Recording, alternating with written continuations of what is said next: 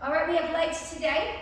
These are called Hex Bar deadlifts. So you're not just squatting and standing, okay? That's pretty much a Hex Bar squat. You're still gonna do that hinge at the hip. So I'm gonna stick my butt back. I like to say stick your chest out like this. So I'm feeling it a lot more in the hamstrings. And then we're gonna come up and we're gonna take it down.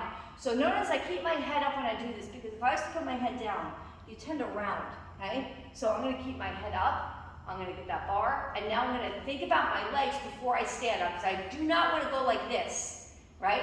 So here, and then down. You do not wanna also over hump and arch.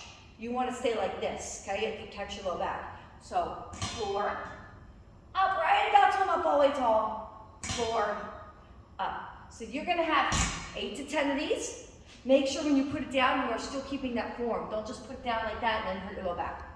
Next, over here. If you have a bad low back, you need to use the kettlebells. Reason being is because if you use dumbbells, you have to get lower to the floor. Again, likely around that back. Kettlebells, I can sit here faster.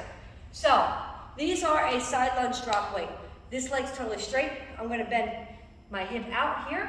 Chest is up. I'm gonna come up with the kettlebells, drop them. 1, 2, okay? And we're gonna get them for 3, 4, all the way to 10. And then we'll do the other leg for 10. 8 to 10 reps per side. This one, ball overhead. If you want, grab a band, side squat. Did you have it shuffle? I was. Oh, pivot. Yes. Pivot. Pivot. Pivot. That pivot will do nice on those toes. So band might not work so much well on that. Down and back is up. 1, 4 to 6 laps, or if you're if there is a night class, run the timer. Next, hamstrings.